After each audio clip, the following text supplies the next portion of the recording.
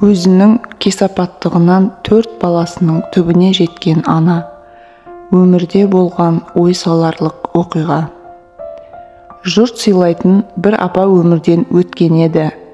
Күйеуін бір адамдай құрметтеген, 6 ұл 3 қыз туған, қылтың-сылтыңы жоқ кісі болатын. Бір ғана ерекше мінезі бар еді. Ашуланса, біреуге ренжісе, өз көңіліндегідей болмаса, жүрегі ауырып талып қалатын.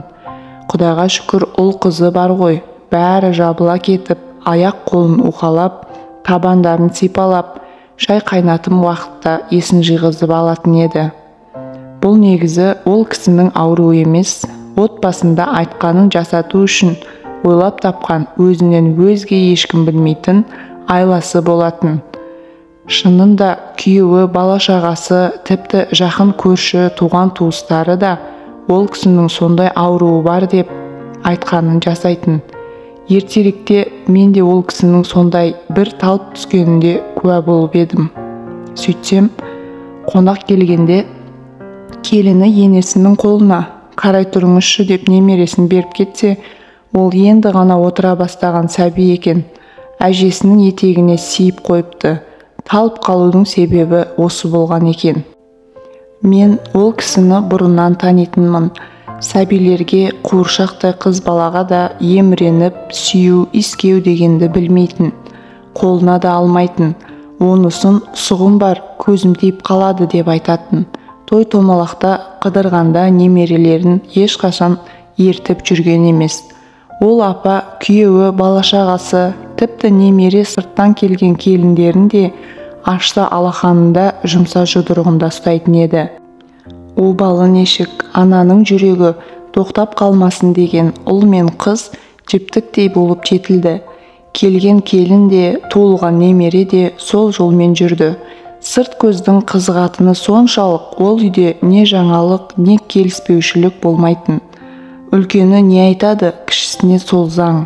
Бірліктерін айтсаңызшы, қуанышты, өкінішті жағдайдың бәрінде тәртіп әскердегідей еді.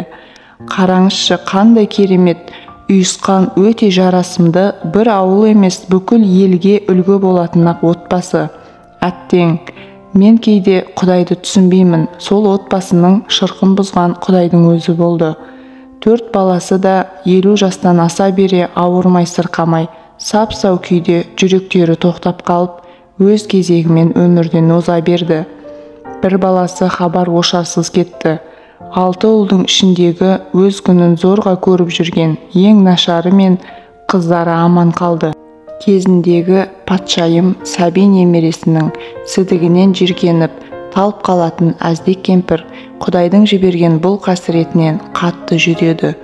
Жүрек талмасы жазылып, енді өзі кіші үлкен дәретін ұстай алмайтындай шын кеселге душар болды. Памперспен жүріп, 90-нан асқан жасында қайтыс болды. Бала кеткен соң кешегі жақсы келіндер өзгерді. Немерелер де кезінде өздерінен жиркенген әжесіне онша жақын болмай шықты. Бәлкім шешелерінен көп әңгіме есткен болар. 3 қыз кезектесіп келіп, 5-10 күн қарағанымен бола ма? Байғұс кемпір соңында әбден алжасып, өте қатты жаны қиналып өмірден өтті. Бұл күйеуінің көзіне шөп салмаса да, кесапаттық жасаған әйел тағдыры еді. Әйел кесапаты ішінен шыққан өз ұрпағының маңдайына тиетін оқ екен.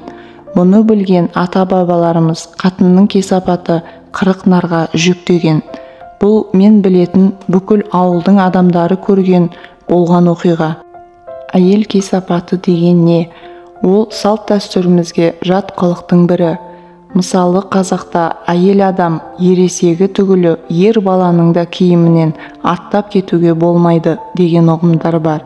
Осы бұлай қарасаң, болмашы ғана түгі де жоқ, әшейін бір тыйым сияқты. Ал ойланып қарасақ, бұл тыйымды елемеу түбінде ұлтты жоятын қылық болып табылады.